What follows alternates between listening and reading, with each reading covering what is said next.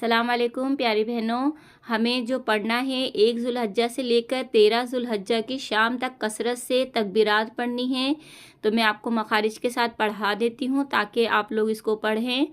اللہ اکبر، اللہ اکبر، لا الہ الا اللہ، اللہ اکبر، اللہ اکبر، وَلِلَّهِ الحمد۔ ٹھیک ہے، دال میں آواز پلٹ کر آئے گی، حمد۔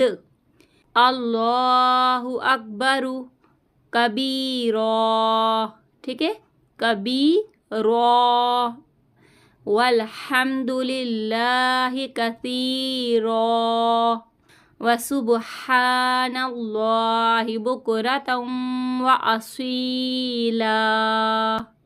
ٹھیک ہے میری بہنوں، تو یہ آپ لوگ کثرت سے پڑھیے۔